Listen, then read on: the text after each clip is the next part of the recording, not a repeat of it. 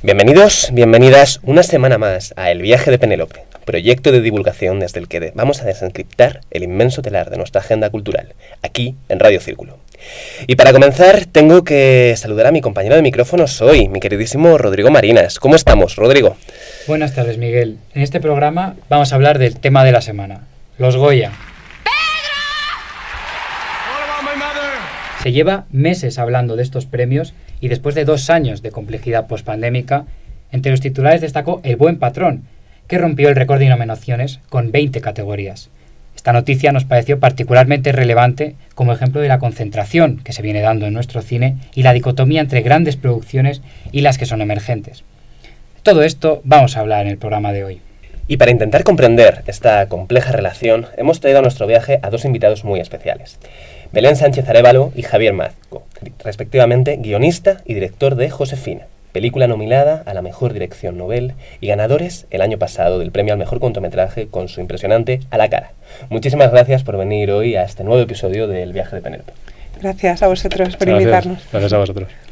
Primero de todo, vamos a decir muchas felicidades por la nominación que habéis tenido en la última gala. Josefina es una película muy original sobre la base de una magnífica actuación de Emma Suárez y Roberto Álamo, que narra la peculiar relación que se va desarrollando entre la madre de un joven preso y un funcionario de prisiones. Y aunque este es vuestro primer largometraje, ya tenéis experiencia en los Goya. Como ha dicho Miguel, ganasteis el premio a Mejor Cortometraje por A la cara, que también realizasteis conjuntamente. Dentro de vuestra ya larga carrera conjunta dentro del cine, ¿cómo ha sido llevar a Josefina a estos galardones, en los que habéis competido con autores como Clara Roquet y Su Libertad, o con chavalas de Carol Rodríguez? ¿Os lo imaginabais? Pues cuando estaban diciendo las nominaciones, recuerdo que estábamos en casa y sabíamos que era complicado porque había 64 o 65 obras primas de este año y había muchísimo nivel. Solamente hay 4 nominaciones, entonces sabíamos que iba a ser muy complicado, pero cuando dijeron Josefina fue una alegría enorme y al final no pueden entrar todas las películas buenas, ¿no? Entonces, bueno, ahí hay cuestión de suerte, hay cuestión de, muchas cuestiones, pero gracias a Dios pues pudimos entrar y luego el viaje ha sido muy bonito, ¿no? Hasta la gala que fue el otro día, ¿no? En Valencia, pues, hemos recibido muchos mensajes de gente viendo la película, que al final las nominaciones son importantes por eso, ¿no? Bueno, creo que por 2 motivos. Primero, porque da más visibilidad al proyecto y segundo, porque te da más energía para seguir trabajando y que lleguen proyectos nuevos. Sí, además, la suerte que no solo Dirección Nobel, sino también Emma Suárez, que estaba nominada a Mejor Actriz, y Miguel Doblado, ¿no? De montaje. O sea, tener 3 nominaciones con la primera película y fue una alegría inmensa por ellos, por el trabajazo y por todo el equipo de Josefina y lo que dice Javi, ¿no? Para poder dar un plus de visualización a la película, de visibilidad, y ha sido muy positivo, la verdad. Bueno, como comentábamos, vosotros venís de un lugar cercano, pero distinto, como es el mundo de los cortometrajes. Y nos imaginamos que ha tenido que ser un salto importante el cambiar ahora vuestro primer largometraje después de tantos cortometrajes. ¿Cómo ha sido la experiencia de este primer largometraje, tanto a nivel técnico como en otros aspectos como la financiación o la distribución? Bueno, nosotros el mundo del corto es que lo adoramos, o sea, no solamente, siempre lo decimos que para nosotros, aparte de haber servido para aprender, que por supuestísimo, y encontrar nuestro camino, y es donde más hemos aprendido, aparte como género, o sea, como formato en sí mismo, nos parece interesantísimo, ¿verdad? Siempre nos lo aparece y nos lo va a aparecer, y hemos tenido la suerte de contar con gente estupenda, y también desde aquí reivindicar los festivales, muchos de cortometrajes que se esfuerzan muchísimo por mantener este formato y que la gente pueda verlo y llegar, y muchas veces pues no tienen todas las ayudas que necesitan para poder seguir adelante, y pasar al largo pues para nosotros era genial, pero también disfrutábamos, ¿no? De ese camino del cortometraje. No era como nuestro objetivo máximo, aunque sí, o sea, al final siempre tienes esa ilusión, ¿no? De hacer un largo, y a nivel guión pues es un proceso, claro, mucho más laborioso. Además es un guión que durante años ha ido evolucionando también con nuestra forma de trabajar y cómo íbamos aprendiendo y cambiando nuestro propio estilo estilo, ¿verdad? Con el corto. Y luego, en cuanto a la realización, no sé, Javi, ¿tú qué opinas? ¿Qué diferencias has tenido?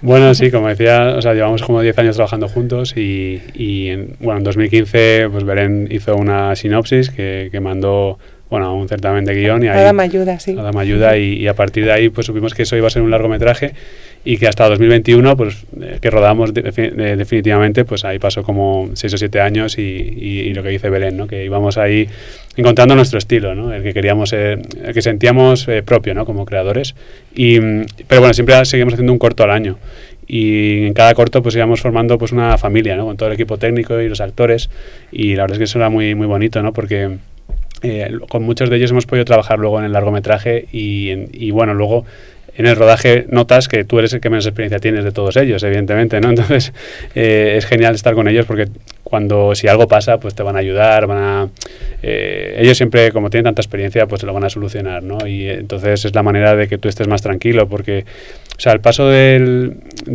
salto del corto al largo, bueno, el proceso más o menos es el mismo, ¿no? Escribes un guión, ensayas, ruedas, luego la postproducción, pero sí es cierto que la financiación es más complicada de conseguir porque, bueno, ya estábamos hablando de mucho más presupuesto y luego las semanas de rodaje pues son, bueno, en nuestro caso fueron 5 semanas, que claro, es muy diferente a los 2 o 3 días que solemos rodar los cortometrajes, ¿no? Entonces, sí es cierto que el desgaste mental y físico creo que es mayor, pero sí es cierto que con toda la experiencia que tienes en los cortos creo que puedes dar el salto, ¿no? A hacer un largometraje bueno, al menos sacarlo adelante, ¿no? Luego ya veremos si le gusta a la gente o no, pero al menos sacarlo adelante creo que sí pues, se puede hacer y como decía Belén, nuestra intención es seguir haciendo cortos y largos, ¿no? No solamente largos, porque los cortos nos parece súper interesante y queremos también volver a hacerlo lo antes posible.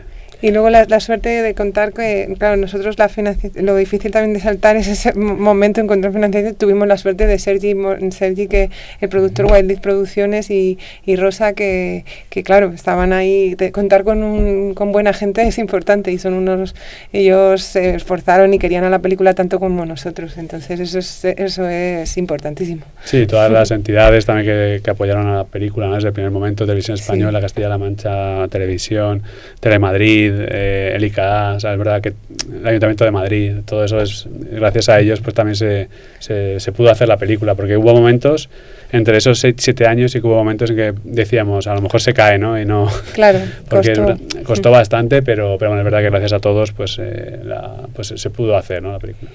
Sobre esto vamos a volver un poquito más tarde, pero ahora os queríamos preguntar, a ver si podíamos profundizar un poco más en esto, porque nos parece muy interesante una idea que creo que habéis trasladado en vuestras intervenciones, que es que en los cortos habéis aprendido un montón. Y en muchas ocasiones, quizá los que estamos fuera del cine, podemos ver los cortos como un lugar de aprendizaje y como un campo de ensayos, pero algunas veces no lo podemos ver, quizá por su dificultades en la distribución, como un campo autónomo.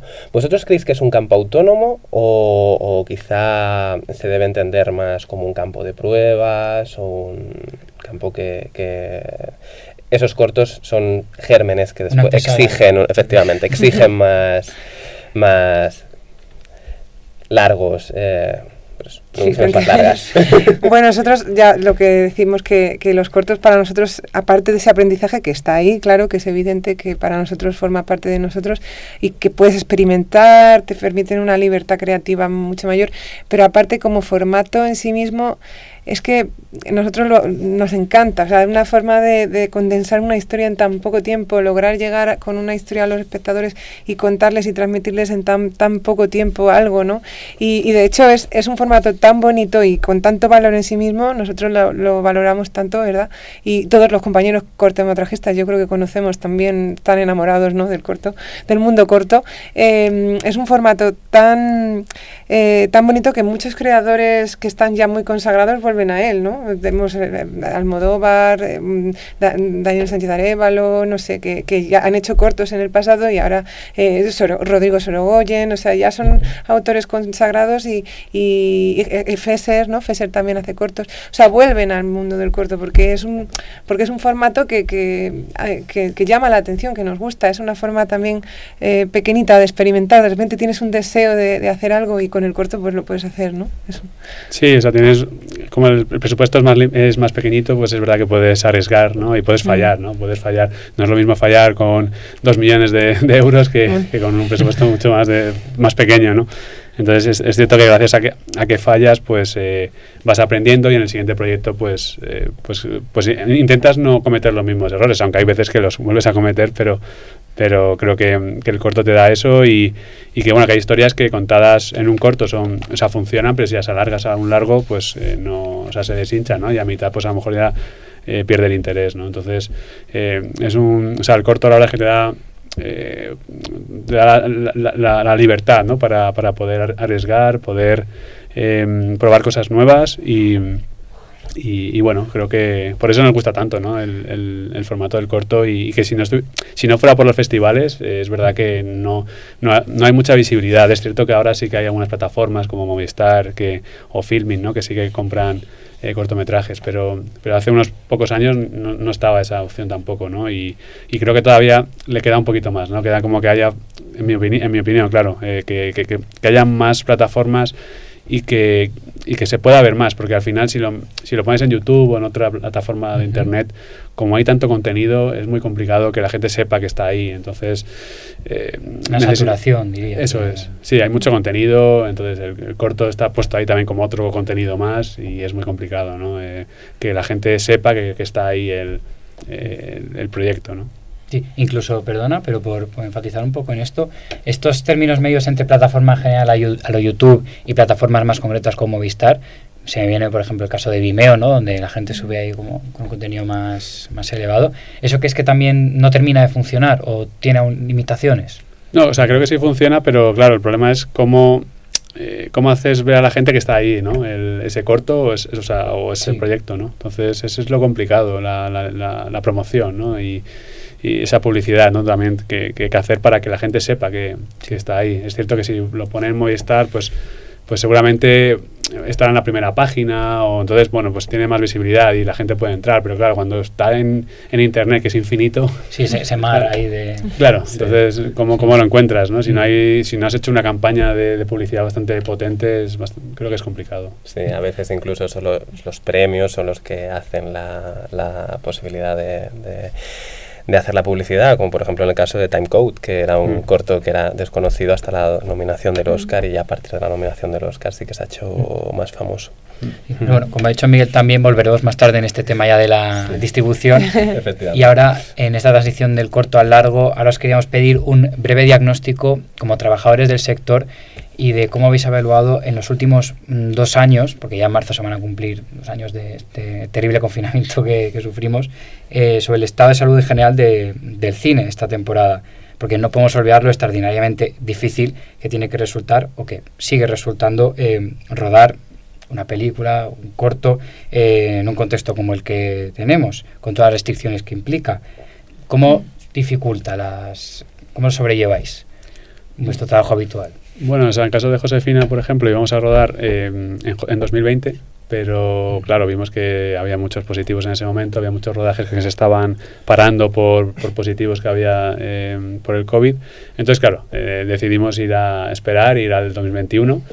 También es cierto que, bueno, rodamos en abril-mayo y por esa fecha todavía seguía habiendo positivos, pero tuvimos la suerte de que ninguno de los 50 o 60 que éramos en el equipo, pues nadie lo cogió, entonces bueno... sí, hubo muchas medidas de seguridad, sí, tomaron nos hacían todo el rato pruebas y tal, pero sí, siempre tenías el miedo mientras rodabas, ¿verdad?, de que se fuera a parar porque saliera un positivo, era como un miedo, ¿verdad? Sí, no, y además eso si se tiene que parar para la productora luego es un desastre, ¿no? Entonces tuvimos muchísima suerte, ¿no? Y es verdad que se tomaron las medidas, de hecho recuerdo que no podíamos comer juntos, sino que teníamos que hacerlo por departamentos y claro, es verdad que en el cine, que es algo que nos gusta estar como muy cerca el uno del otro, ¿no? Para ir charlando, para ver cómo lo vas sintiendo, ¿no? El rodaje, pues claro, aquí no era igual, ¿no? Entonces es una faena, pero bueno, súper contentos de que luego nadie diera positivo y luego pudimos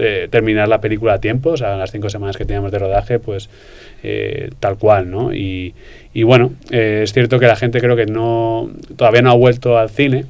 Había bastante gente antes de la pandemia que iba a ver un tipo de cine a lo mejor más independiente y a lo mejor no han vuelto todavía, ¿no? A lo mejor por miedo a entrar dentro de una sala cerrada pero bueno, yo espero que poco a poco vayan volviendo y vuelva a la normalidad, entre comillas, que bueno, esa normalidad habría que ver cómo va a ser, pero bueno, que yo creo que necesitamos que el cine vuelva porque creo que como en una sala grande y con un sonido tan bueno, creo que no es lo mismo. O sea, las plataformas están muy bien, pero ojalá que no desplace a esa experiencia, ¿no? De ver las películas en sala grande.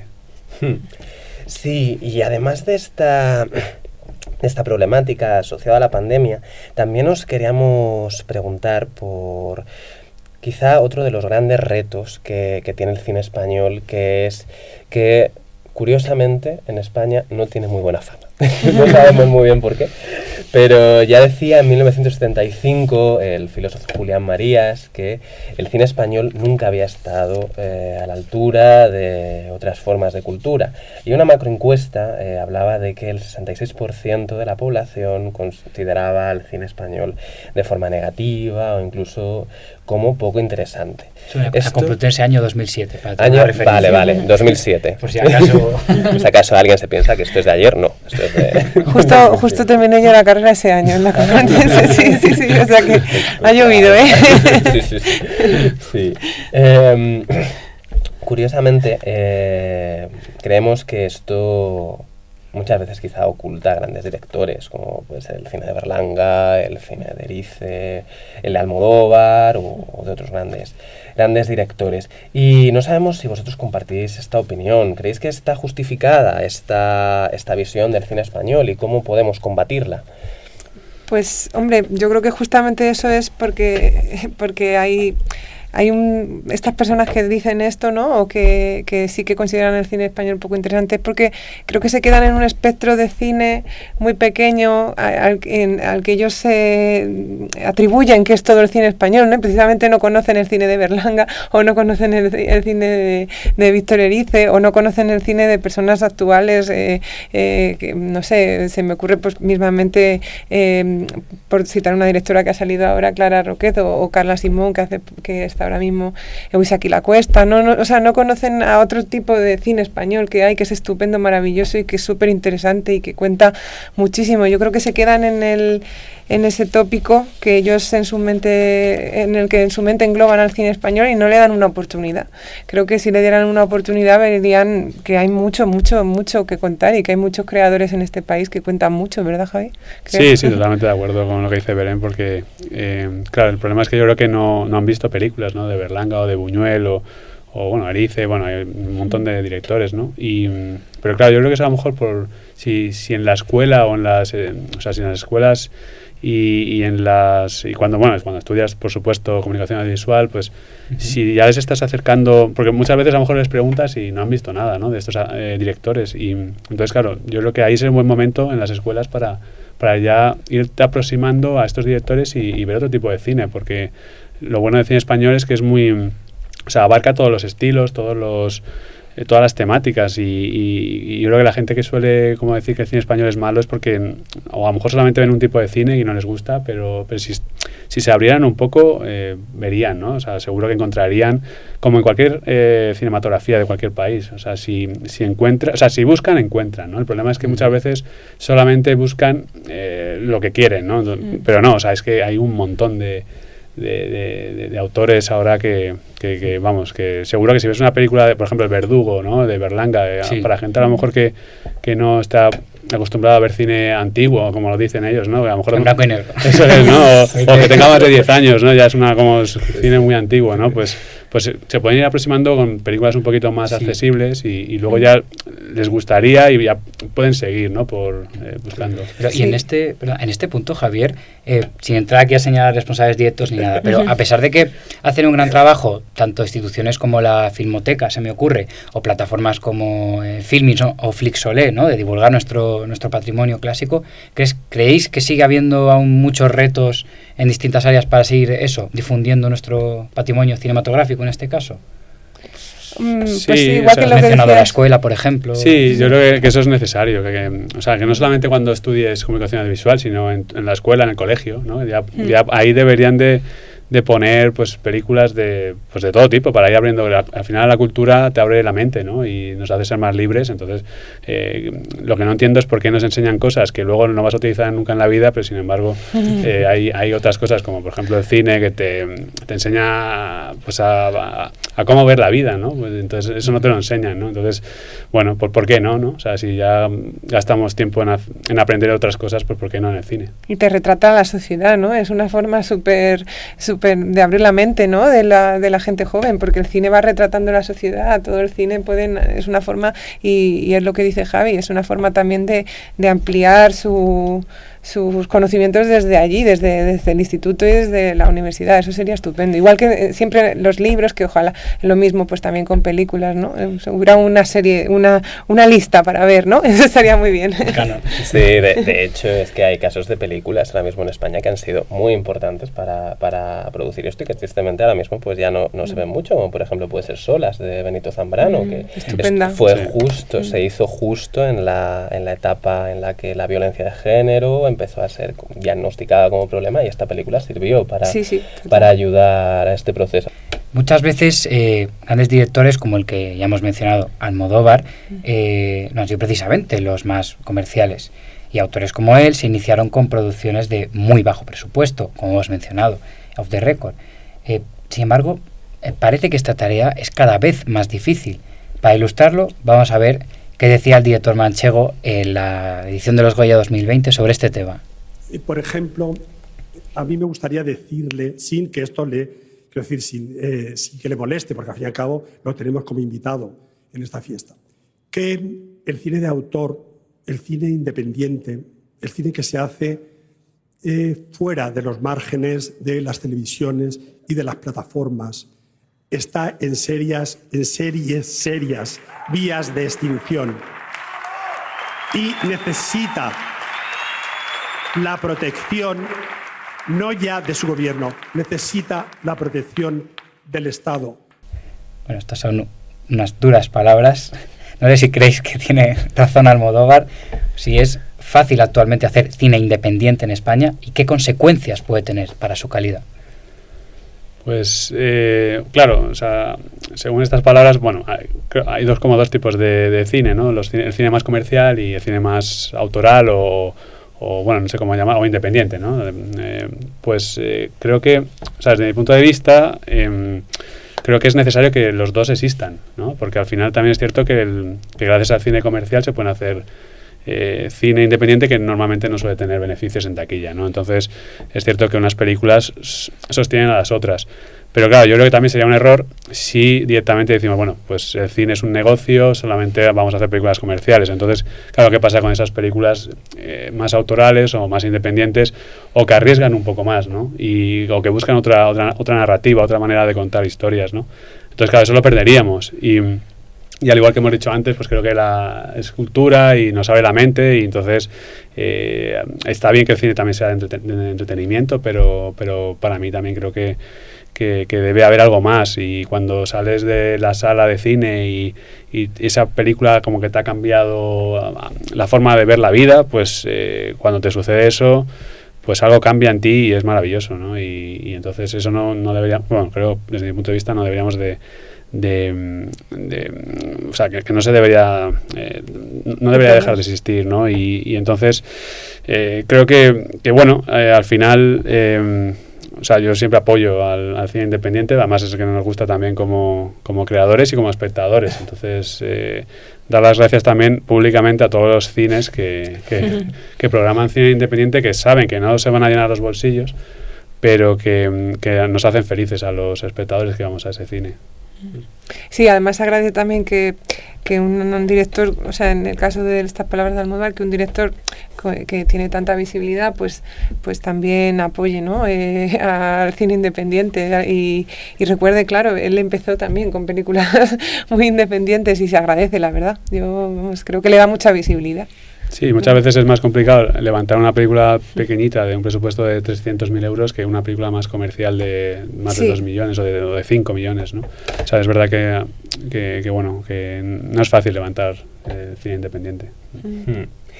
Bueno, ahora vamos a la parte un poco más intensa de la entrevista. Va a ser... Lo sentimos. ¡Qué miedo! Ya hemos terminado con... No. No va a ser tampoco muy intensa, pero bueno. La pregunta que vamos a ir ahora es a la hora de la financiación. ¿Cómo veis el papel de las instituciones a la hora de la financiación de este cine independiente y en general el cine en general, el cine de autor en general? Porque como bien sabemos, las ayudas públicas de las distintas administraciones son fundamentales para la realización de muchas producciones en nuestro país. ¿El modelo actual es un modelo adecuado? ¿Os habéis visto beneficiados por ello? ¿O creéis que hay otros modelos? No sé si conocéis a gente de fuera o países, modelos diferentes al español, donde quizá este tipo de cine pueda tener una mejor financiación y un mejor apoyo por parte de las instituciones públicas. Y de privadas también, ¿no? Si y de privadas también, efectivamente. No nos olvidemos del mecenazgo. Si queréis hablar más de mecenazgo, os recordamos el primer programa de nuestra temporada que lo tratamos. Estabas tú. También estaba yo. Hola, gracias. No, yo creo que sería genial financiar una película solo con fondos privados, ¿no? O sea, sería... Pues, yo no sé cómo hacer eso, pero sería ideal, ¿no? Porque a lo mejor los plazos se harían todos mucho más cortos y podría rodar una película mucho más rápido, ¿no? Pero bueno, a ver, yo creo que el modelo de ahora está bien, claro, yo creo que está bien. Seguro que se puede mejorar, todo se puede mejorar en la vida, yo creo, y es verdad que si te fijas en otros países, como por ejemplo en Francia, pues además dan más dinero al cine, ¿no? Sí, el tema presupuesto global es lo que falla un poco, ¿no? Sí, o sea, es verdad que hay poco dinero y o sea, hay mucha gente que tiene proyectos muy potentes, pero el problema es que no hay dinero para todos, ¿no? Y entonces, claro, si se invirtiese un poco más, pues claro, por supuesto, mucho mejor. Pero bueno, también por ejemplo está bien que estén las ayudas generales para películas con más presupuesto y las ayudas selectivas, que es para cine más independiente, ¿no? O más pequeñito, ¿no? Bueno, pequeñito entre comillas, ¿no? Ya me entendéis. Y entonces, bueno, pues eso es positivo, ¿no? Que no estás compitiendo, o sea, si vas a las selectivas no compites normalmente con las productoras más grandes, ¿no? Porque ellos normalmente a lo mejor van a las ayudas generales. Pero como decíais vosotros, es vital tener esas ayudas, porque si no puedes hacer la película. Entonces, en el momento en que te dicen que no, entonces, ¿qué haces, no? ¿A dónde vas? Porque seguramente o sea, yo creo que lo complicado es la primera entidad, ¿no? Que entre al proyecto. Una vez que ya entre una entidad, pues yo creo que ya se van a sumar más, porque van a ver que, mira, pues estos han metido, pues debe ser porque el proyecto es bueno, ¿no? Pues venga, vamos a sumarnos, ¿no? Pero es cierto que la primera que apuesta por el proyecto creo que es la más complicada. Y muchas veces, pues si no tienes el IKA o una televisión grande, pues va a ser difícil que las demás se unan, y por lo tanto tu proyecto pues corre riesgo de no ser financiado. Antes, perdona, Javier, por hacer una idea a nuestros espectadores, has mencionado antes un caso concreto con RTV, Castilla-La Mancha y otras instituciones que han apoyado uno de vuestros proyectos. Pero de media, ¿cuántas instituciones tienen que ser necesarias, sean públicas o privadas, para sostener alguno de vuestras producciones? Que depende, ¿no? Yo es que no entiendo mucho, pero dependerá de con cuánto participan, ¿no? No lo sé. No. Sí, claro, es que cada uno de ellos, pues, claro, hay entidades que tienen más presupuesto para dar y otras menos, claro, evidentemente, ¿no? Entonces, o sea, nosotros, por ejemplo, con estas 3 teles, o sea, a ver, no teníamos un presupuesto elevado, pero bueno, pudimos hacerla, ¿no? Que sobre todo era pues Televisión Española, Castilla-La Mancha, Telemadrid pues era digamos, el pilar, ¿no? de cómo se financió la película junto al ICA, por supuesto, ¿no? Por eso decía que si no tienes el ICA, o sea, tuvimos la suerte de pasar una prueba prima y tuvimos pues bastantes ayudas, pero claro, ¿qué pasa si una de estas televisiones, por ejemplo, Televisión Española, que da mucho apoyo, claro, si no entra en tu proyecto, ¿no? Entonces es verdad que ahí tienes un problema serio porque ¿cómo la financias ahora, no? Entonces te tienes que buscar otras fórmulas. Y bueno, ojalá que se abran más. Bueno, ahora con las plataformas, pues sí es cierto que hay más. Más opciones, ¿no? Otras opciones de financiación, pero claro, también es verdad que si tu proyecto no se ajusta a lo que están buscando en ese momento, pues te van a decir que no, ¿no? Entonces, bueno, es muy complicado, pero bueno, hay que ser optimista siempre y pensar que de una manera u otra vas a encontrar la manera de levantar la película. Justo a raíz de eso que mencionas, Javier, os queríamos preguntar por el proyecto de ley del cine que ha anunciado recientemente el Ministerio de Cultura, en el que planean que entre en vigor el año que viene, y donde se planea que, cito, se puedan dar financiación y ayudas a productos audiovisuales que no estén destinados en primer término a emitirse y distribuirse en salas, como podría ser series o documentales, y que acaben distribuidos en algún tipo de plataforma, sean las nacionales, como os he mencionado, o algunas extranjeras. En ese sentido, ¿veis positivo que se abra, ¿no?, este abanico de qué podemos considerar o no un producto audiovisual digno de recibir ayudas? Que se está dando un paso en esto, sobre todo de cara, como hemos dicho con Miguel, en apoyar a productores, a cineastas independientes. Sí, o sea, yo creo que es positivo que se una más proyectos, o sea, por series, a más formatos, ¿no? Pero claro, si van a aceptar, o sea, si van a apoyar a más proyectos, creo que debería haber más dinero, porque claro, si es el mismo dinero el que hay para cine, pero que luego se meten otros series y más, o sea, más formatos, entonces, claro, entonces tenemos más dificultad, ¿no? Porque entonces, o sea, yo creo que sería positivo, pero si se aumenta el dinero, ¿no?, que haya, ¿no? Porque si no, claro, va a ser más complicado aún todavía, ¿no? Porque entonces ya tienes que luchar también con pues eso, ¿no?, con las series y con otros formatos. Entonces, ojalá que esto vaya de la mano de más dinero.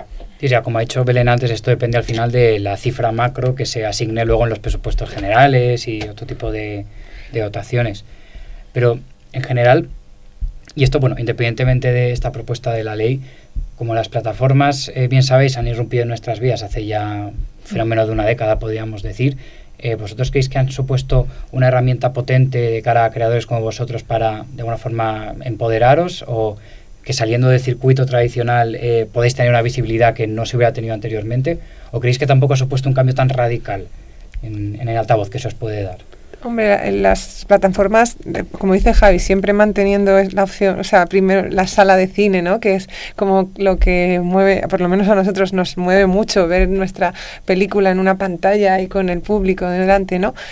Como posterior vida a las plataformas le dan un recorrido a las películas que antes a lo mejor no tenían tanto. Antes salían en DVD y está guay, la gente las cogía a casa, pero ahora que estén en una plataforma yo creo que amplía ese público al que llegaban antes de alguna manera, ¿no?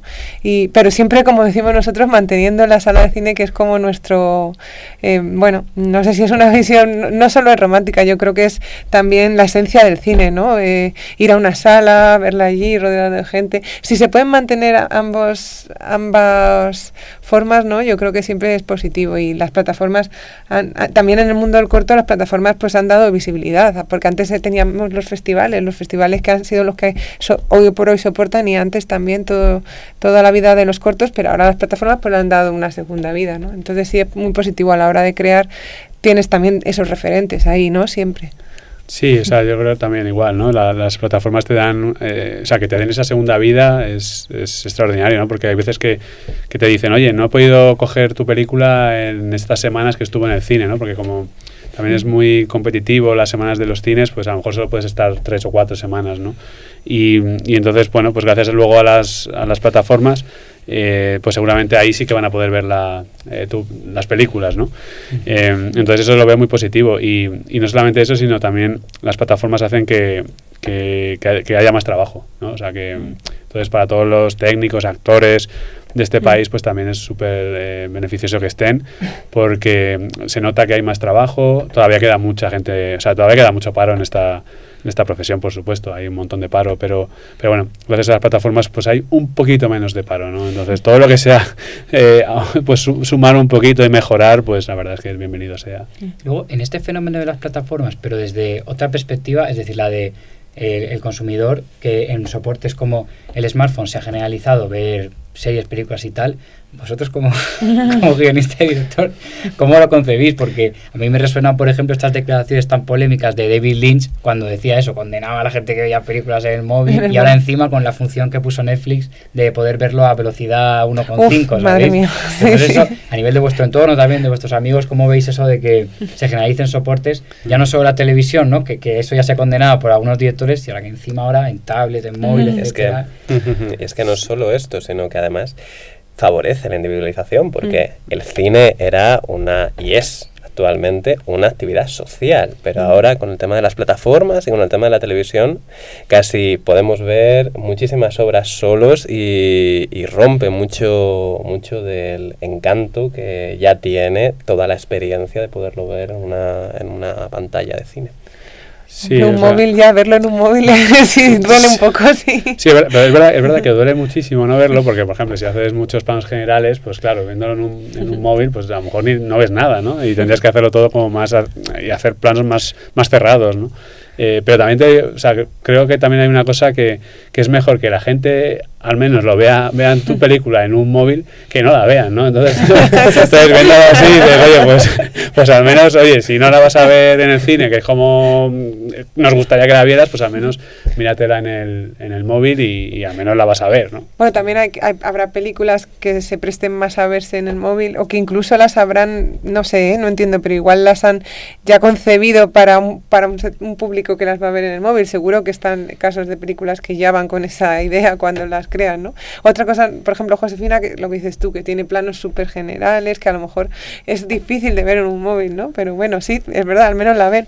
Sí, no, totalmente. Es cierto que, no sé quién lo dijo una vez, pero es que es cierto, al menos ven la película, ¿no? Y es verdad que ahora está como más accesible, ¿no? Si no la ves en el cine, pues la puedes ver en una tablet o en un móvil. Antes también, ya cuando la gente alquilaba, también se la llevaba a casa, ¿no? Para ver en privado o ver en casa. Era otra forma ahora lo ven en las plataformas, pero antes era cogerla y traerla a casa y verla. También era una experiencia tú solo, ¿no? Delante de la televisión o de tu proyector o de lo que tuvieras.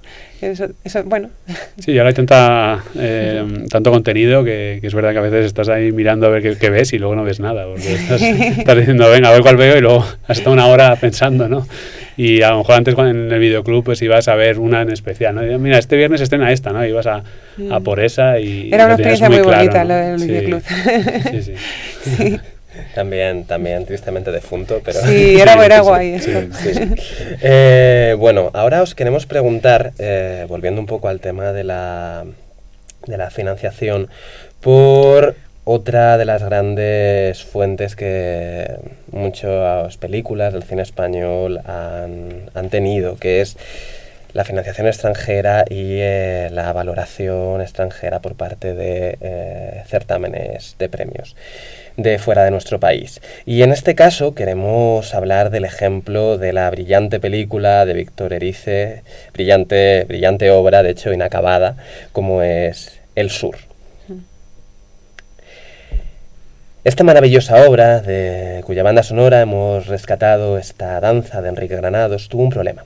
Se quedó sin financiación en España, no tuvo éxito en ciertos circuitos, pero en Cannes llegó a entrar en la competición y se convirtió en un clásico de nuestro cine. Los extranjeros salvaron una de las joyas del cine español. En relación con las declaraciones de Cate Blanchett en la última gala de los Goya, en las que se refería al cine español como una inspiración personal, queríamos preguntaros: ¿saltar al extranjero puede ser una opción para intentarse ganar un hueco o un espacio en ciertas producciones que quizá en España no tienen suficiente financiación o no van a ser muy valoradas por lo pequeño de nuestro entorno cinematográfico? Claro, arriesgadas y arriesgadísimas, de hecho. Sí, yo creo que no hay que fijarse solo en en donde vives, en tu país, sino, o sea, el mundo es, y gracias a las tecnologías, pues ahora es mucho más accesible, ¿no? Y que puedas coproducir una película, por ejemplo, eso pues te da la vida muchas veces, porque a lo mejor tienes un gap de presupuesto X y si entra pues un país de Francia o de Alemania o de cualquier sitio del mundo, pues te va a conseguir llegar a ese presupuesto para poder rodar la película. Yo lo veo muy positivo, o sea, siempre por supuesto es positivo. También es verdad que es complicado hacer coproducciones, porque luego, claro, ellos tienen que conseguir el dinero, pues bueno, tienen que conseguirlo, ¿no? Y tú también en tu país, y siempre con unos porcentajes.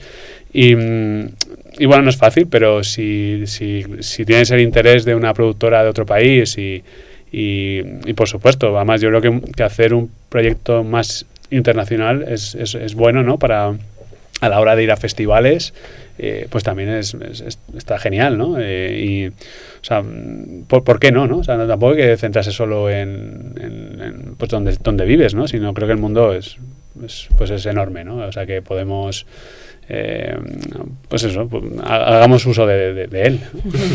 Sí, ciudadanos del mundo, ¿no? Sí, claro. ¿Tú quieres añadir algo, Belén, a este respecto de la proyección internacional?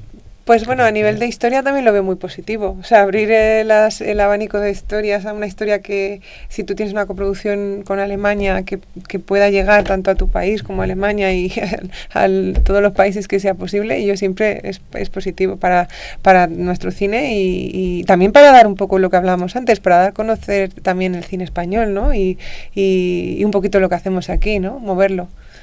Y en relación con la pregunta que os ha hecho Miguel antes, con las declaraciones de Marías y demás, de este mito, ¿no? Casi a modo de losa que sigue pesando en algunos creadores como vosotros, ¿veis un contraste entre la valoración a nivel interno de nuestro patrimonio cinematográfico y luego a nivel externo, eso, cómo nos puede valorar la comunidad internacional de artistas? O sea, ¿veis ahí un contraste en cómo se ha valorado? Sí, porque es verdad que, por ejemplo, Kate Blanchett decía que le encanta, ¿no?, el cine español. O sea, y, bueno, sí, le pasa a mucha gente de fuera que ve el cine español y le encanta. Y a lo mejor nosotros somos como más exigentes, ¿no?, con nosotros mismos, y entonces, bueno, pues vamos buscando ahí pues eso, ¿no?, las debilidades. Pero luego, bueno, ya veis, como a Almodóvar les encanta, ¿no?, a todo el mundo de fuera, ¿no? Y bueno, y no solamente a Almodóvar, ¿no? Hay muchos directores que fuera pues están muy bien valorados y bueno, pero yo creo que al final es lo que decís vosotros también, con eso de que hay mucha gente que piensa que el cine español pues es malo, ¿no? Que